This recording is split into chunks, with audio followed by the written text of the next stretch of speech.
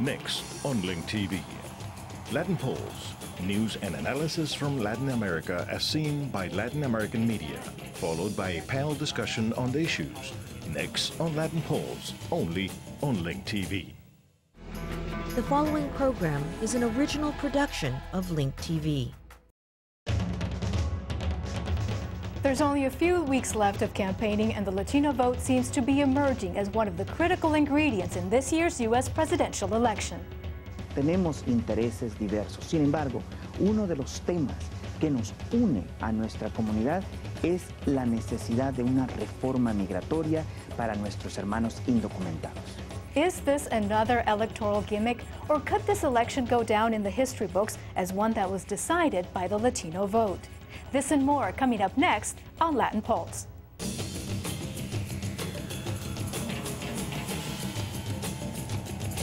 Hello and welcome to Voto Latino. I'm your host, Ana Cuevas.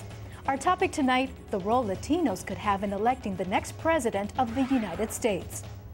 Barack Obama es un total extraño a la comunidad hispana. John McCain es un amigo de más de 25 años de la comunidad hispana. Wall Street, housing, and the general state of the U.S. economy are proving to be issues neither presidential candidate was counting on would be a part of their campaign.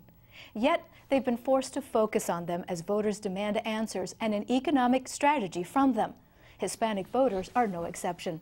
A recent poll by the Pew Hispanic Center reveals 1 out of 2 voting Hispanics think they're worse off than a year ago and are looking to the candidates for answers, as we see in this report from CNN en Español.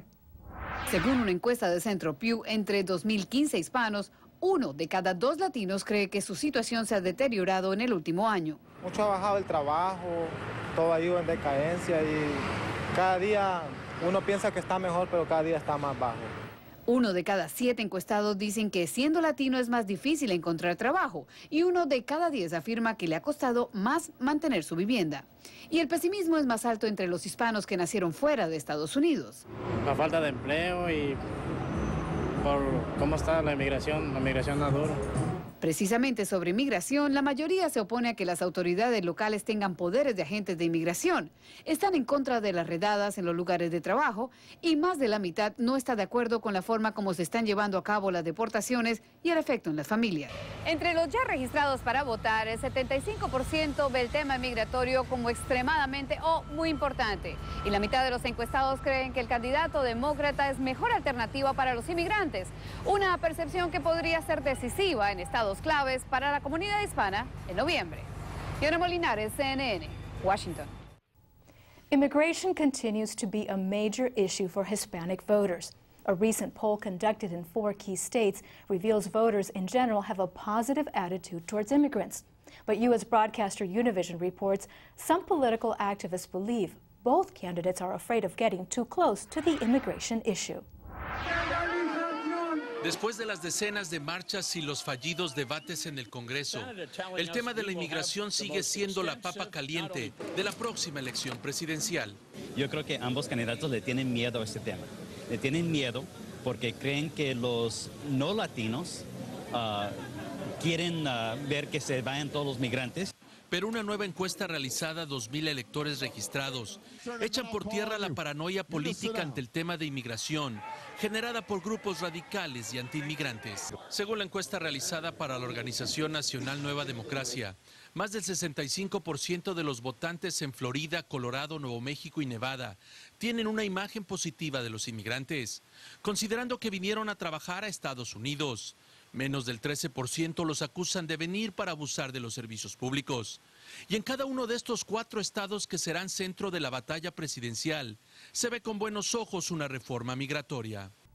And even though the candidates are promising to promote some sort of immigration reform, CNN en Español reports Latino voters don't seem to believe either one of them will provide an answer. En este restaurante capitalino casi siempre se llega a un tema en especial cuando se habla de elecciones. Para mí sería lo de migración ahorita en ese momento, o sea, sí es bien importante. Para mí la verdad no es muy importante. ¡Sí se puede! Y es que hay algo de incredulidad en las promesas de los candidatos. En lo que he escuchado, pues no he visto ninguna diferencia entre los dos. Hablan y dicen de que van a ayudar, van a crear a pólizas que puedan ayudar a los hispanos. Yo creo que las opciones van a ser las mismas, que salga uno que salga el otro. no creo que haya mucha diferencia. Los virtuales candidatos demócrata y republicano han prometido que impulsar la reforma inmigratoria en el Congreso será prioridad, nada más llegar a la Casa Blanca. Raúl Sánchez, propietario de este restaurante, cree que lograrla sería clave para mejorar la economía del país. Yo creo que es bien importante, va a ser muy importante por la cantidad de latinos votantes y la cantidad de negocios que dependen de los inmigrantes. Another area of interest for Latino voters is U.S. policy towards Latin America. U.S. broadcaster Telemundo reports Democrat Barack Obama says he favors a middle-of-the-road approach to foreign policy. The only dramatic change would be towards Cuba. Obama favors diplomacy as opposed to the traditional hardline stance taken by the U.S. since 1959. Aunque rara vez habla de México en su campaña o discursos, Barack Obama dice que está muy preocupado por la violencia vinculada al narcotráfico en el país vecino. Creo que es una preocupación enorme y el presidente Calderón creo que ha tomado esos esfuerzos seriamente. Tenemos que asociarnos con él. Creo que la iniciativa Mérida es un buen comienzo, pero creo que es importante no solo evitar que lleguen drogas a los Estados Unidos. Los Estados Unidos también tienen que evitar que armas y dinero vuelvan al sur, lo cual está alimentando la violencia de pandillas allá. Cambiamos el tema a los hermanos Castro y el embargo sobre Cuba. Mi actitud es que tenemos que usar la diplomacia. Tenemos que estar dispuestos a iniciar diálogos con esos países, pero en Cuba se trata en última instancia de libertad para los cubanos. At a recent Latina summit in Washington, D.C., Democrats converged to court their votes. This speaks not only to the importance of the Latino vote, but also how critical that vote is for the Democratic candidate. Regional broadcaster Telesur reports Democrats are using the immigration issue to attract female Latino voters. El voto latino puede resultar decisivo en unas elecciones que lucen bastante cerradas para el candidato demócrata. Eso explica el acercamiento del liderazgo demócrata a este sector, especialmente a las mujeres. Más del 10% del voto será de los hispanos. Sí se puede hacer una diferencia. Yo recuerdo que años atrás estuve trabajando con los hispanos y la gente me venía a decir que estaba perdiendo el tiempo porque ellos nunca votan. Pero ahora ellos se van a tragar sus palabras. La población latina femenina es una minoría que podría darle la victoria al partido que logre atraer su voto. Por primera vez han visto que es necesario reunir a latinas porque en la realidad somos las que trabajamos en los polls, somos las que aseguramos que vayan a votar, pero para que tomen el sentimiento, los pensamientos de la mujer latina. El Partido Republicano bloqueó la reforma migratoria en el Congreso, un hecho que fue aprovechado por los demócratas para intentar convencer a las latinas de la necesidad del cambio. ¿Cuál es la posibilidad de una reforma comprensiva de migración? Eso dependerá de la composición del Congreso y del nuevo presidente. Young voters are going to be a key factor in the outcome of November's election.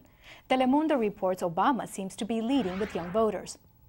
Una encuesta entre personas de 18 a 29 años indicó que los votantes jóvenes están cada vez más involucrados en el tema de la elección presidencial. Agrega que 56% de los encuestados dijo que votaría por Obama para presidente, 29% respaldaría a McCain. In our studios to talk about the Latino vote in this election, we have María Echaveste, lecturer at UC Berkeley's School of Law and co-founder of the Nueva Vista Group, and María Elena Messina of the Latino Coalition for the McCain-Palin campaign. From Miami, we're joined by Dr. Andy Gomez, Assistant Provost and Senior Fellow at the Institute for Cuban and Cuban American Studies at the University of Miami.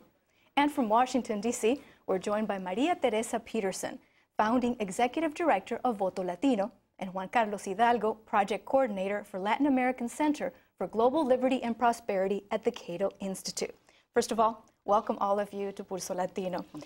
Ms. Peterson, let's start with you. I realize your group has been holding a very intensive campaign, an outreach campaign, to try and get young people to register to vote. How has the effort gone? It's gone incredibly well, and more of it is we've been able to change the conversation. For example, of the 18 million eligible Latinos, we've been able to, get really in the forefront of the media, saying that 79% of those Latinos speak English, and they consume primarily in English. And being able to see how those individuals, the candidates, and the folks doing outreach are changing that conversation. It's been incredibly crucial. 52% of all Latinos that casted a vote during the primaries this past season were under the age of 29. So we're super thrilled. What are some of the campaigns that you've been conducting?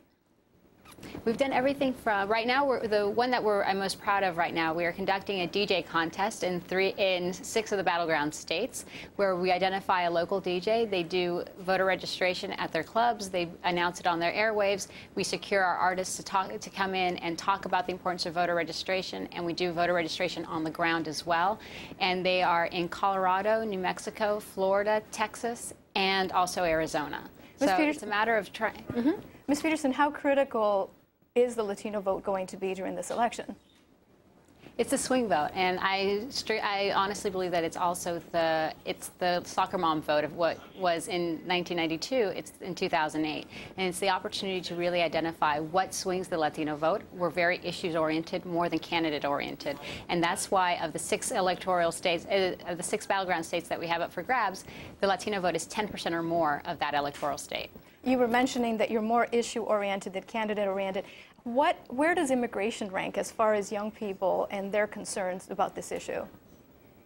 Immigration, not just for young people, but across the board, has really been the issue that has been a catalyst for the political awakening of Latinos. And it's been used to see as a measure whether or not candidates are sympathetic to not the issue of immigration specifically, but of being Latino and what that means and what that encompasses. And so once folks are able to figure out if the candidates are sympathetic, then they want to know about the issues. The economy is the #1 issue across the board for Latino youth, the second one being the war, and the third one being education. Also, the role of the female voter is becoming very crucial in this election, not just with the participation of Senator Hillary Clinton, but now with Sarah Palin as the candidate for the Republican Party. What is the tendency for the Latina voter and the female young women that are being asked to register to vote? More than anything is, again, it's issue-driven. I think with Hillary, you saw a lot of young women that were very proudful, and in the Latino community, not to stereotype, but for the most part, Latina women in the household, they have a lot of say, and they swing. They're the ones that are paying the bills. They're the ones that are making sure that the kids are getting up and going to school. So they play very much a matriarchal role, and they help actually signal on which way the vote of the household will go. You mentioned that the #1 issue for this group, as well as for the rest of the electorate, is the economy. What are some of the major concerns that the Latino voters have? Well, the biggest concern, specifically among Latino youth, is we always talk about Latino youth having the highest dropout rate. What we fail to say is that we also have the highest employment rate among their demographic. And so it's pocketbook issues. When you're earning minimum wage and at the same time you have to worry about paying $80 for a tank of gas during the week, that is very personal to you. And those are the issues that the Latino community is feeling. On top of that, subprime mortgage, the mortgage crisis, they've been victims disproportionately more than any other community of predatory lending. So that's another issue that's very much a hot topic for them. How is the issue of the economy then related with this group as when it comes to immigration? Because when the economy is well, then immigration concerns come to the forefront. When the economy goes bad, then it kind of creates pressure for them. Well, it creates pressure across, because right now what we're finding, FBI reported that last year 62% of all hate crimes reported were reported against Latino community. So right now what the Latino community is saying, it doesn't matter if they're recent immigrants or 7th or 8th generation Latinos living here in the U.S., they're feeling that pressure. And it's how do those candidates talk about the issues of immigration, recognizing our legacy and our contributions to this economy, and at the end of the day, talking about the bread and butter issues that make sure that we are living the healthy American dream. Have you noticed that there's an increased excitement for this particular election when it comes to youth and trying to get them to register to vote? What's neat about the work that we do is that we've seen a steady increase among Latino youth participating since 2004. And it's, again, a steady increase. I think really the reason is because of a lot of the anti-immigration rhetoric. Also, I think that we have 2 very exciting candidates that speak to issues that are interesting to the Latino youth community. But more importantly, again, they play such an important, critical role. Again, 52% of all Latinos that casted a vote during the primaries were under the age of 29. That's exciting. Ms. Messina, you're with the Latino Coalition for McCain-Palin. You heard what some of the issues are on the forefront: economy, immigration, the war in Iraq. What is the McCain-Palin ticket doing to try and reach Latino voters and tell them what it is that they represent? I think that anyone, who is familiar with Senator McCain's track record understands that his link to the Latino community is not something that he's doing now because he needs a swing vote. This is something that many times he would go against other Republicans. He reached across the party line when he worked with Senator Ted Kennedy on the immigration reform legislation. So this is something that is not just talk. And I think that the Latino community is becoming much more savvy. And I don't think that horrible ads on television are really going to be able to fool them. I think that they want to see not only what the candidates are saying, but what have they actually done, for the Latino community. And I agree with you. When you talk about immigration, that is definitely linked, with the economy. All of us. I am a high school teacher, so the immigration issue is in the front. Okay. Most definitely. Great. Misa Chaveste, as the economy shrinks, does then the issue of immigration become taboo? Taboo, on the contrary, it just exacerbates the problem. I think it's amazing. We had a very strong economy and the anti-immigrant voices became even louder. So there's something else going on that's strictly not about labor supply. It has to do with the fact that so many people across the country, frankly, are scared of the future. They're scared of a future in which European Americans are not the majority. So that's a piece of this. And I think it's going to be even worse for Latinos as the economy gets worse in terms of a lot of people taking out their frustrations and anxieties. And one thing I do agree with what Maria Teresa Peterson said is, Latinos voting in this election will not be voting on the issue of how the candidates stand on immigration. But it has politicized so many people because the anti-immigrant voices very often turn into anti-Hispanic voices. And frankly, I have to take issue with Maria Elena in terms of Senator McCain. I worked on immigration reform for the last 4 or 5 years with a number of clients. And having his leadership with the McCain-Kennedy bill was very significant and very needed because you needed a bipartisan bill. And to have him run away from his own bill in order to get the nomination for the Republican Party, and to have him say that he would no longer support the kind of bill that he was a key instrumental player in, says to me, now he apparently thinks it's important to talk to Latinos, and he puts out an ad saying that it's Senator Obama who's responsible for why we didn't get immigration reform. He knows that he's got a problem with Hispanic voters, and he's trying to convince them that he's going to be on their side. But how can you trust him when he ran away when it really counted? But the truth is both parties are having problems with that because surveys show that neither party has, voters feel that neither party has really given an answer to that particular issue. So it is a challenge for the candidates to be able to get their message across. And that's why I wanted to talk to Walice Almeida. She's a student at the University of Miami. Walice, you're a young first-time voter. How do you feel about the immigration issue coming into this election? Well, personally, I care about the immigration issue. I have family that come in from Brazil all the time, and some of that family is seeking opportunities here that maybe they couldn't have in their region in Brazil. I know that there are other issues that are important as well, and I care about them too: education, health care, grants for college. But immigration is for me, just as much a priority. In the conversations that you have with your classmates and at the university, what is it that your generation is talking about? What is it that concerns you? And what is it that you're hoping to get from the next administration? Well, like I mentioned, and especially in college, we care about financial aid, federal grants, Pell grants. We also care about health care. We want to know that when we get out of college, we're going to be able to afford health care and make sure that there's enough health care for everyone. We care about social issues, and when I speak to other college students, we also care about education, not only for ourselves, but for our families, for our little brothers and sisters. I have a 17-year-old sister and 10-year-old brother, and I look at their schools and what their schools are doing, and I think about if ever I have a family of my own, I also worry about that future family.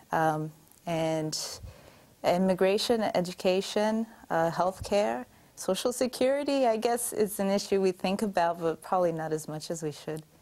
Well, Lisa, what are some of the outreach programs that you have seen on campus, and how are the candidates doing to try and get their message across to you?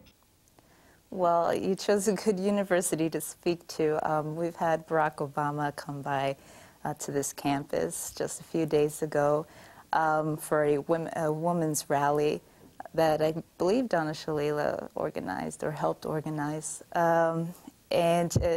Presidential candidates like to come here a lot and do these big rallies, and there are also student organizations that they themselves are speaking to students, passing out literature and trying to get students informed. Maybe they'll put a poster on one of our boards, or they'll have a little party and they use the party as an event where they can inform students about the issues or the candidates.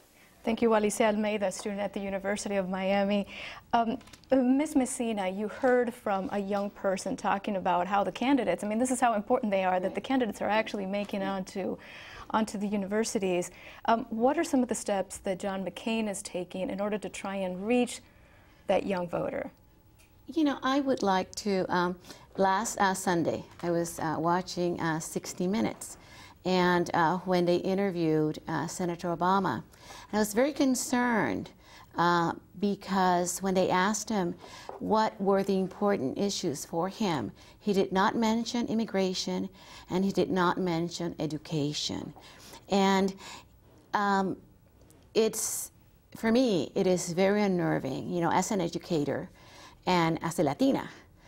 And when you think that Senator Obama was in the Senate for 3 years and not once he sponsored any legislation that would work, you know, for a humane immigration reform, it is very, very worrisome for me. And I was just going to say, actually, I think that having worked in the White House, I worked for Bill Clinton, I was Deputy Chief of Staff, I know exactly what the job requires.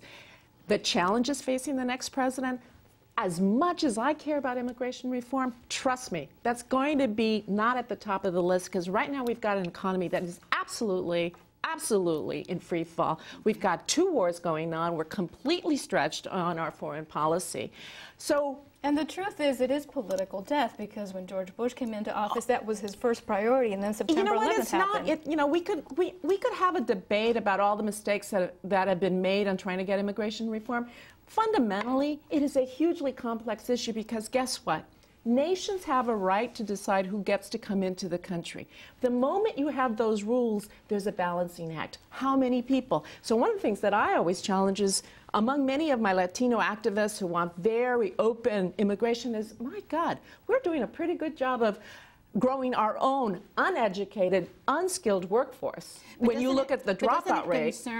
Doesn't it concern you when a candidate, which I'm sure you're supporting, does not mention education as a top priority. For me, as an educator and as a Latina, a mother, a grandmother, this is very, very worrisome. Actually, I know for a fact that education is a very top issue, and that one of the things he's very interested is what we know is that so many low-income children, minority children, especially Latinos, because we are growing in this country, are going into school unprepared to learn. And so that the 0 to 5 is critical interventions. And so he's been looking at the Harlem Children's Zone as possible models for the kind of supports that you bring, because you can't expect parents who are working 2, 3 jobs to be able to provide for, you know, helping to read and helping, they themselves may be illiterate. But because education is such a big issue, then does that give more credence to the Latina vote? Because you were mentioning, as a mother, as a grandmother, as an educator, you know, then does that mean that the Latino voter is probably going to have a little bit more relevance this election season? I certainly think so. I believe so, yes. The women I've been talking to. The thing is that, unlike you know, I am not a professional politician. I have not worked in all of, I don't have, perhaps you know things that I don't. But what I hear is change, change, change. But there's nothing. For me, these are just empty words. I want to know, what has the man done? And these are concerns that affect Latinos throughout the United States. It affects Americans. And Americans as well. And Dr. Andy Gomez, can you tell us and talk to us about what some of those key differences are between the Latinos, because they're not all created equal throughout America? Well, it's a pleasure to be with you. I wouldn't call it Latino. We call it from South Florida Hispanic. And I've had the privilege of not only growing up here in South Florida, but also living in Texas, and certainly being enough time in Arizona and California to be very sensitive to the entire needs of the Latin American population and the Hispanic population. In South Florida, it's very different. This is the first time, probably our 3rd generation, and as you know, dominated by Cuban Americans, my daughter's generation, where they're actually going to go to the poll less about U.S.-Cuba policy and more about domestic policy per se. Very concerned about where the economy is today, the war in Iraq, the rising healthcare crisis that we see. So we're beginning to assimilate as Americans. And this is the first presidential election. I have to tell you that when candidates on both sides, on both parties, were coming down to South Florida, were basically finding some difficulty talking about some of these domestic issues and not just U.S.-Cuba policy. So you believe then the Republican stronghold in Florida regarding the Cuban embargo is probably a thing of the past? Cuban Americans are registered approximately, as the last time I checked, close to 65% Republican, 15 or 16% independent, and about 50% Democrat. What you need to realize here in South Florida, those Cuban Americans that arrived after 1980 now make up a majority of our population. These are the ones that have psychological ties to Cuba. These are the ones that have friends and relatives. And as we've seen in the last couple of weeks with the destruction of the 2 hurricanes on the islands, are very concerned that they're not capable of traveling back and taking goods and medicine to their friends and relatives. So we're still very much a Republican control majority, but I have to tell you, even within Republican circles, there are many Republicans that I know that are very much concerned about domestic issues and therefore associate themselves more with some of the Democratic Party's agenda. Dr. Gomez, how is the selection of Sarah Palin as the running mate playing out with the female voters in South Florida? To me personally, someone that watches politics 24/7, it was certainly a surprise. There's no question, I think, that Governor Palin has shown her points of strength and her point of weakness. I can tell you about some Cuban American women that I have talked to. They felt that they were being patronized to some extent, that there were other more qualified, even Republican women that Senator John McCain could have turned to. Ms. Messina, with the selection of Sarah Palin, it does present a challenge for, let's say, Latina women, because I was reading somewhere that some of them felt that as a mother being, very traditional, that she really should be home taking care of her children. But at the same time, there are Latino women who feel like, yeah, she's out there working. So how is she playing, or how is the party hoping she will play with the female Latino voter? It's really funny. I think more it depends on the age. I have 2 daughters, and one is the Republican and the other one is independent. As a matter of fact, she was one of the Hillary women. And when Hillary wasn't chosen for vice president, she decided that she was not going to vote for Senator Obama. And she was very, very excited when Sarah Palin was chosen, because as a working mother, she can really relate to her. And she has a small business, and she feels that if they're able to, if the Democrats win the election and they raise taxes, this is going to affect small businesses.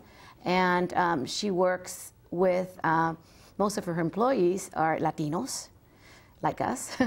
And, she really feels that this will be a big problem. Because they're going to have to lay off people.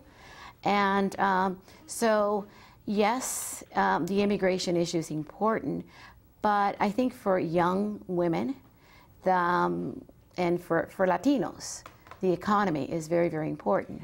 So I want to, this tax issue, it's actually really important for Hispanics, with reference to Dr. Gomez, Latinos to understand this battle that the Republicans have used about taxes.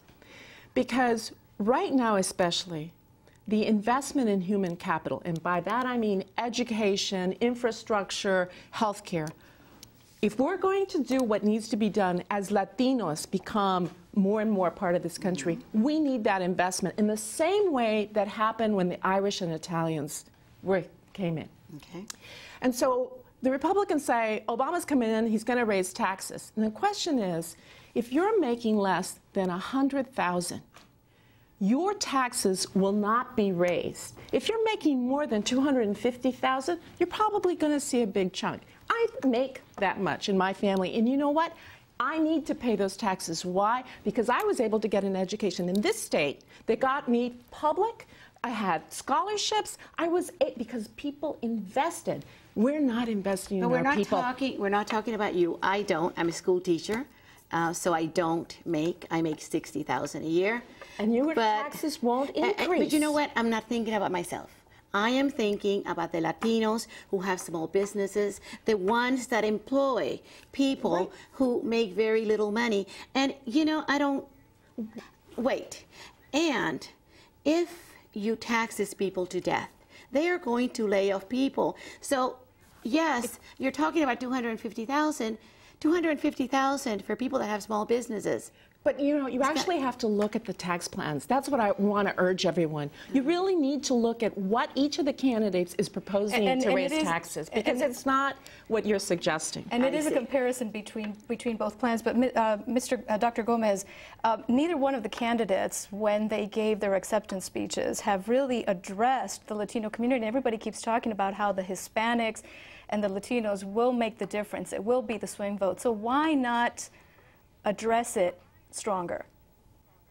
Well, let me turn it inward. Let me turn it towards us. I think we have to continue to empower ourselves to a great extent, and we have some outstanding elected officials in our community, from the mayor of Los Angeles to the mayor of Miami, who's now president of the Mayor's Conference nationally.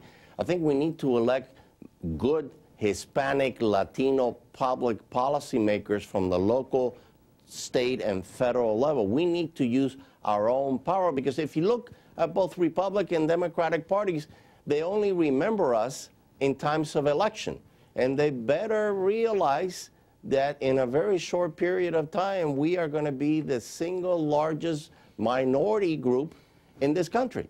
And we're going to play a significant role. This is not about being a red state or a blue state. This is not about being Republican, about being Democrat.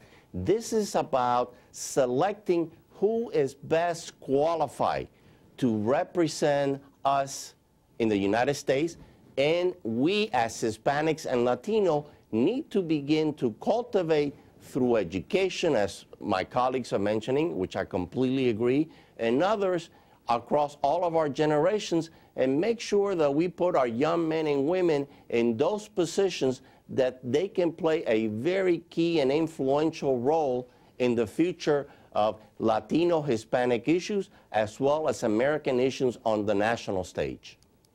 One of the issues that has been brought up is also the war in Iraq. How much of a role do you think that will play? Once again, talking about the female Latino voter. Well, I think that with the war, you can see that Senator McCain is his own man. He will buck his own party. You know, he was for the surge when it wasn't popular.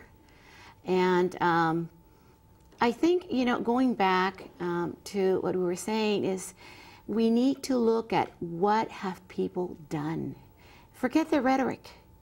Forget plans. Show me the money. What have you done?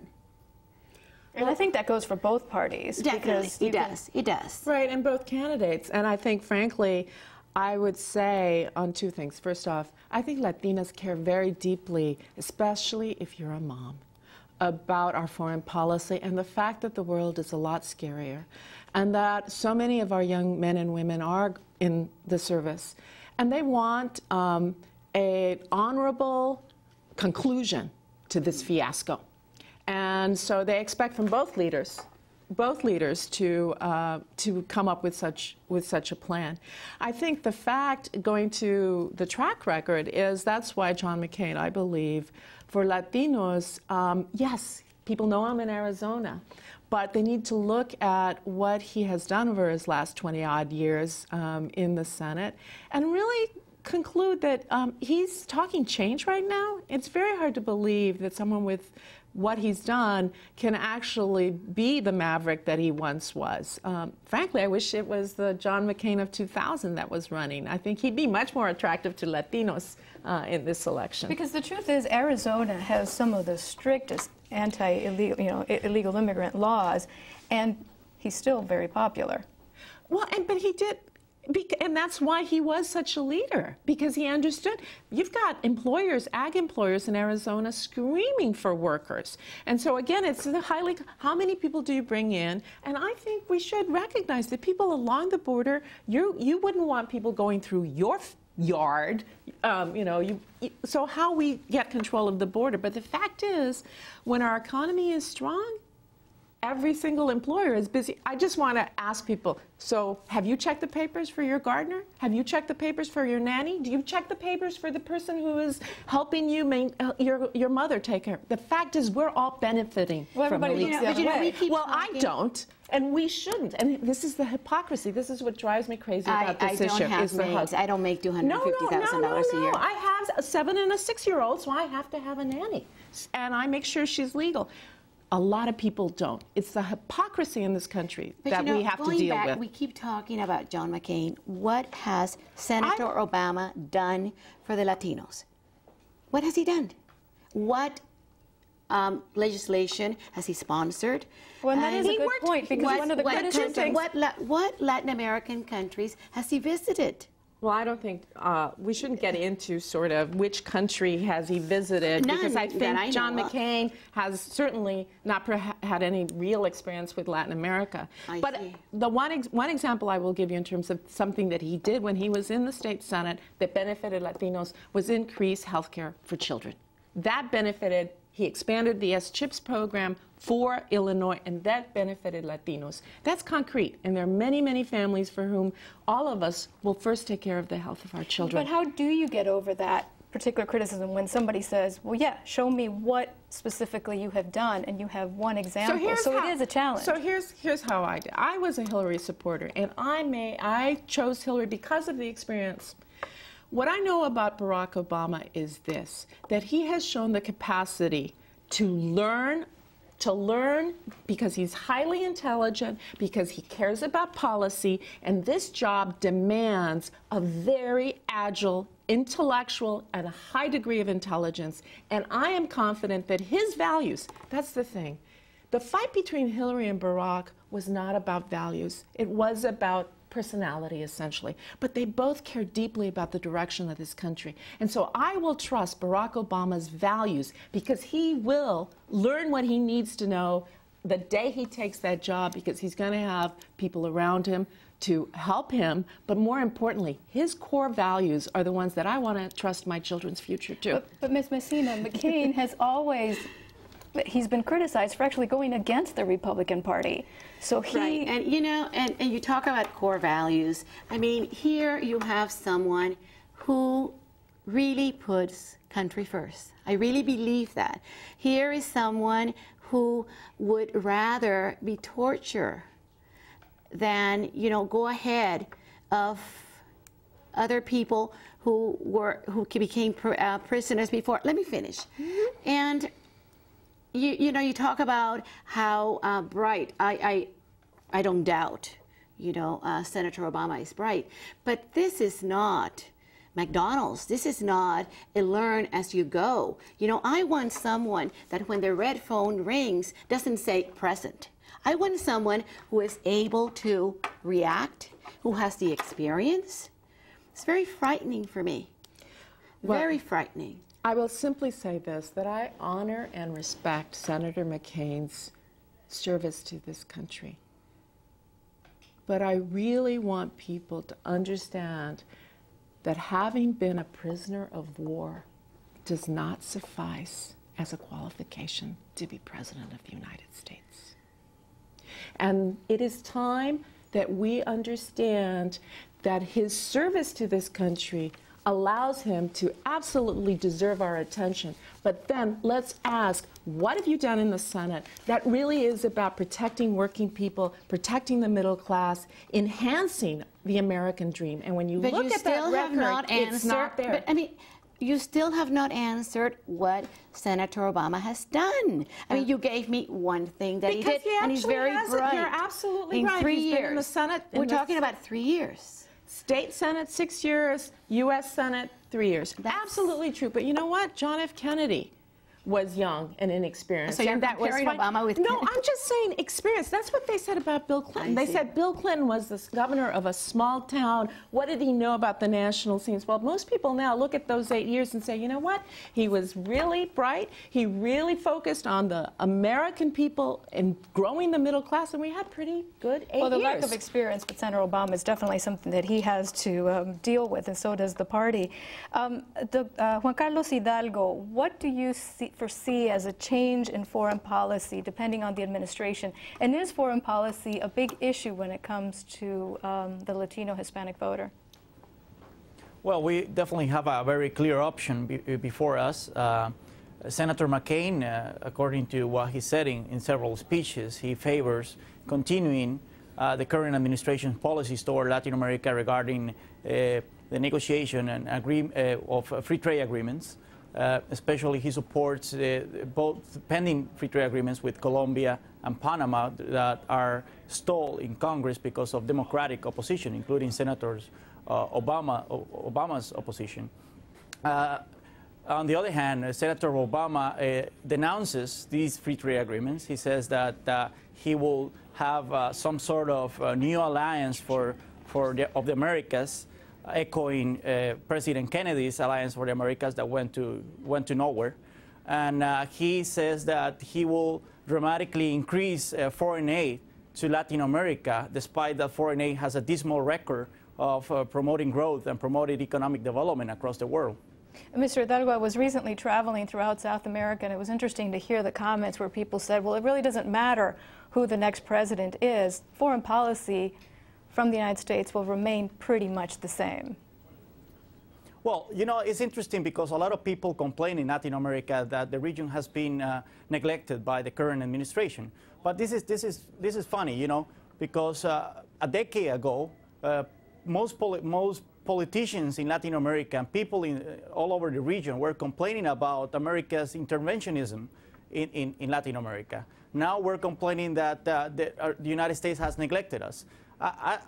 who gets it? You know, who understands Latin Americans in this sense? I think that I'd rather have the United States focusing on other parts of the world than getting into the business of trying to run Latin American governments. I think that the lack of economic growth, the lack of opportunities in Latin America are due because of lack of policies, internal policies in our own countries. I don't think that the United States should be responsible for promoting growth or economic development in the region. Mr. Chaveste, with Barack Obama and kind of the weakness as far as it comes to Latin America and just the general complaints of inexperience, when you hear about the presence of Russia and Russia indicating that they want to have closer ties with Latin America, doesn't this... You know, it's the same.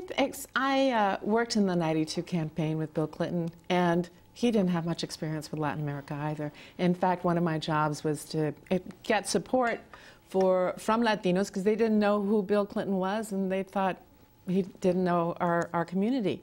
And the fact is, like Bill Clinton, Barack Obama will study and meet people and learn as quickly as possible the various issues. One place where he has really drawn a difference, I think, is he points out that part of the immigration debate is the responsibility of the sending countries to develop their human capital and invest. And Mexico, my parents live in Mexico, I'm from that heritage.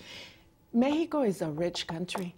It is full of natural resources, but the inequality, when 50% of the population doesn't even have a high school education, it is Mexico's elite and their failure to invest in their own people that causes the problems of people searching, you're going to protect your family. But the reality is you have to follow the money, and there is a huge interest for these governments to maintain the situation the way it is because of the money that gets sent back. Well, I mean, one of the things that Obama has said is the need to figure out what kind of public-private partnerships can our U.S. government help to promote civil society in Mexico. And it's dangerous down there. The drug cartels, the inability to collect any taxes so they can invest in their own people. Finding ways in which we can provide some support, either technical assistance but also financial support as Mexico makes the commitment, which I think so many of its people want. And that's just one example that's true for a number of other countries. Ms. Messina, as far as foreign trade agreements as a way to try and curb illegal immigration, what are some of the efforts that John McCain is doing in order to try and promote that? Well, John McCain supported NAFTA, and he also supported the free trade agreement with Colombia. Unless we can build all the walls in the world, as long as there is poverty in all of these countries, they're going to keep coming. And, you know, I am very concerned when a presidential candidate says that he will go in the negotiating table without preconditions with people like Raúl Castro and Chavez, and it is it's a big concern for me. It shows lack of experience, and sure, you know, he can learn, but what is the cost? Well, I think one of the things that really has to be said is, and I did come late to the change view, but the fact is, we have a Congress. We have a lot of people that are dug in of sort of doing business the same old way. And there is something about having someone who actually hasn't spent 26 years in Washington, D.C., who comes in with fresh ideas and challenges everybody's comfort zone. And challenges, you know, what Barack said, that there is not a red state and a blue state, but it's a United States. We haven't heard that in a long time. And that's actually why so many of our young people are excited, and why so many people, this entire primary season's had more people vote than we've ever had. So it says to me that people are really worried about their future. And Mr. Hidalgo, when it comes down to it, you have somebody who has a lot of experience, somebody who doesn't quite have as much experience, and we're talking about Venezuela, we're talking about the Russians, we're talking about the situation in Bolivia, we're talking about a region that is somehow like a sleeping giant. It's just kind of a lot of things are brewing, and the United States doesn't seem to be paying attention to that. How do you foresee each administration dealing with these issues? Well, again, I think that if the United States is involved in these internal issues of Latin America, it will create more harm than good. Let's see just what happened in Bolivia, where Evo Morales expelled the U.S. ambassador and denouncing him for interfering in internal affairs, even though most likely the U.S. ambassador didn't do anything to create that kind of reaction. And that then was followed by a similar action from Hugo Chavez in Venezuela. So I don't think that it's the U.S. business to try to prevent Latin America from saving itself. Unfortunately, that's what I take from some of Senator Obama's speeches, that he pretends to be the great savior of Latin America and try to save the region from itself. I think that when it comes to Latin America, the United States should engage those countries that want to be friendly to the United States, that want to trade with the United States, and that's why the FTA with Colombia is so important. And it should simply ignore those countries that want to pick a fight, because if the United States starts picking fights with the regime of Hugo Chavez and Evo Morales, that will help them because they thrive out of confrontation with the United States. So you're advocating more of a hands-off approach in the region, even though we have seen the progression of socialist governments throughout Latin America, starting with Hugo Chavez, Bolivia, Nicaragua. And that's it. And that's it. And then we have Mexico. It isn't it? Because you have Argentina and you have Chile, you know, they're social democratic governments. You have in Chile a left-leaning government, of course, but the Concertación, the left-leaning coalition, ruling coalition in Chile votes overwhelmingly in favor of free trade with the United States. And we have a left-leaning president in Peru that wants a FTA with the United States. And the same in Costa Rica and the same in Guatemala. We have right from center presidents in Colombia and Mexico who want closer ties with the United States. So I think that those countries where populism is gaining hold are a minority, and that's only in Venezuela, Nicaragua, Ecuador, and Bolivia, basically. So it might be a matter of creating a balance between closer ties economically, but remaining hands-off when it comes to politics. There's two points to be made. Right, there are 2 points to be made. I'm a big believer in trade because the economy is bolstered both in the sending country and the importing country. But the fact is the benefits of increased trade did not trickle down. And that's why populist governments get that strength. But first and foremost, the old paradigm of socialist versus capitalist, left versus right, I think really needs to be re-examined. At this point in time, you have the most communist country, China, feverishly engaged in our capital system. So the paradigm doesn't fit anymore. And more than anything, those countries, they're democratic. They choose who they choose, just the way we will choose who we will choose. And I think trying to put it back into those boxes doesn't make a whole lot of sense. Ms. Messina, as far as free trade agreements and possibly this being a solution for illegal immigration? Well, there's not such a thing as this being the solution. It's a very complex problem. There are many problems in our countries of origin. Well, you're an American, but I was born in another country, and nothing can be solved by building stronger walls. Nothing can really, it's just very complex. And yes, I really believe that we should help those countries that are friendly towards us, but those countries also have to resolve their own problems. It is not something that you could say, well, now we're going to do this, and this is going to solve the problem. Well, the candidates have their work cut out for them, and it's not just the economy. I trust you enjoyed today's program. I want to thank our guests here in San Francisco, Maria Chaveste, lecturer at Berkeley's School of Law and co-founder of the Nueva Vista Group, and Maria Messina of the Latino Coalition for the McCain-Palin campaign. In Miami, Dr. Andy Gomez, Assistant Provost and Senior Fellow at the Institute for Cuban and Cuban American Studies at the University of Miami.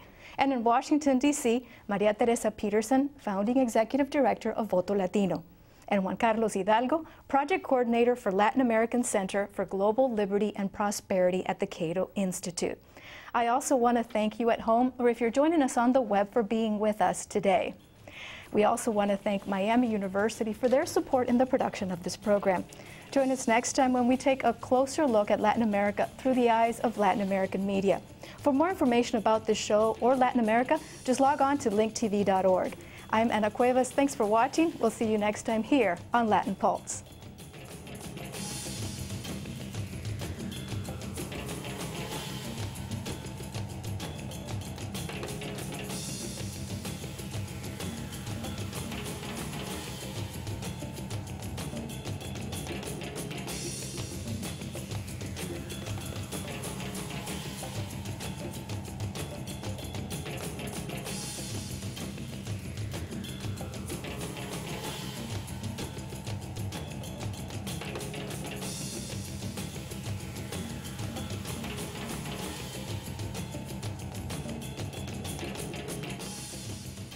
Latin Pulse was made possible by support from the John D. and Catherine T. MacArthur Foundation and the William and Flora Hewlett Foundation.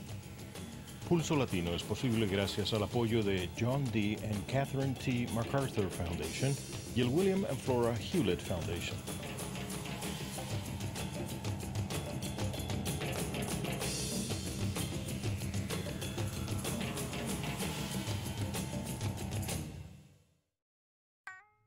This program is brought to you by Link TV for educational and non-commercial use only. Link TV is the only U.S. network dedicated to global and national news, uncompromising documentaries, and diverse cultural programs. Programs that connect you to the world.